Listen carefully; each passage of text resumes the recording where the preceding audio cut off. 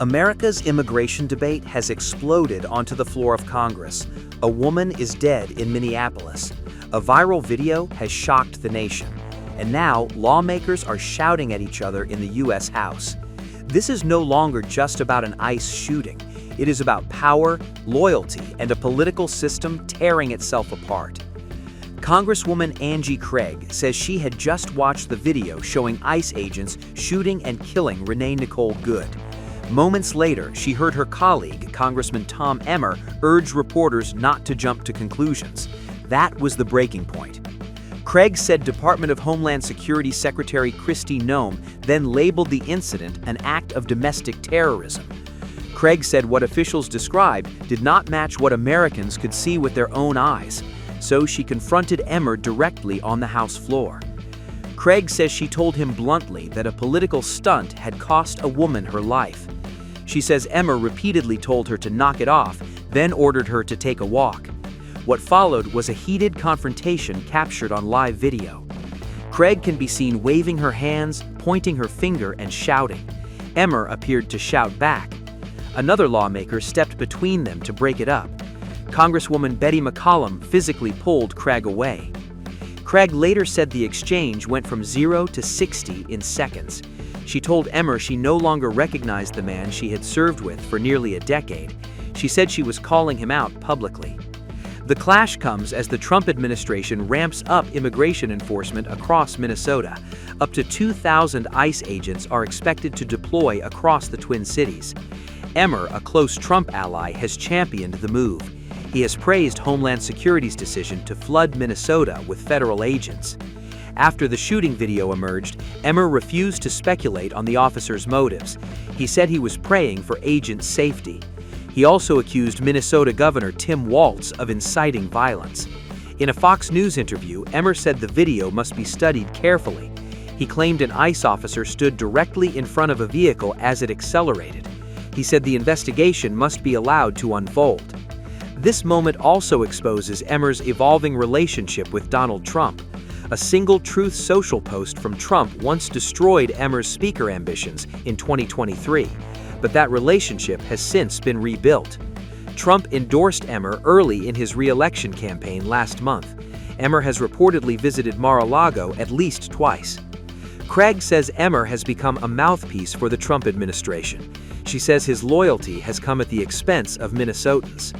Craig has also accused Kristi Noem of blocking Minnesota authorities from investigating the shooting.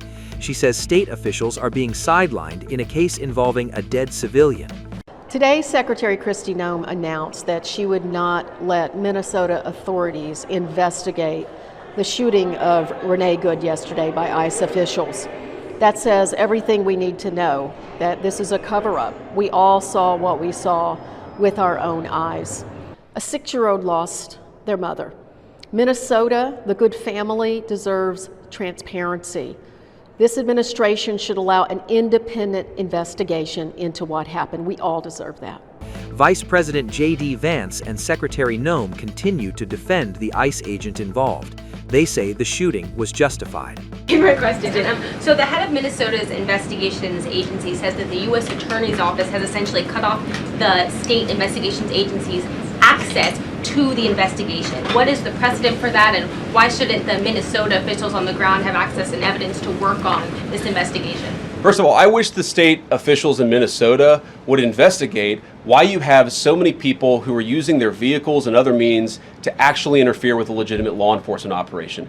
The precedent here is very simple. You have a federal law enforcement official engaging in federal law enforcement action. That's a federal issue. That guy is protected by absolute immunity. He was doing his job. The idea that Tim Walz and a bunch of radicals in Minneapolis are going to go after and make this guy's life miserable because he was doing the job that he was asked to do is preposterous. The unprecedented thing is the idea that a local official can actually prosecute a federal official with absolute immunity. I've never seen anything like that. It would get tossed out by a judge. When an investigation is just beginning, are you preempting a thorough investigation by drawing such conclusions? Look, there's a part of me that feels very, very sad for this woman, not just because she lost her life, but because I think she is a victim of left-wing ideology.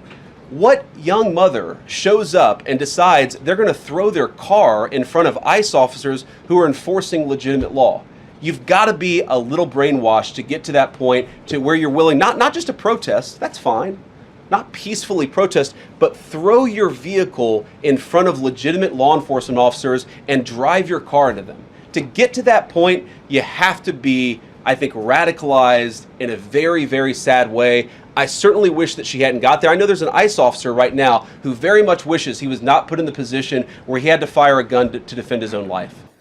This is an experienced officer who followed his training, and we will continue to let the investigation unfold into the individual and continue to follow the procedures and policies that happen in these use of force cases. But let's remember the events that surrounded what happened yesterday on that tragic situation was that these individuals had followed our officers all day, had harassed them, had blocked them in. They were impeding our law enforcement operations, which is against the law. And when they demanded and commanded her to get out of her vehicle several times, she did not. So we'll continue to allow this process to unfold and recognize that these law enforcement officers every single day put their lives on the line. They go out and do their jobs.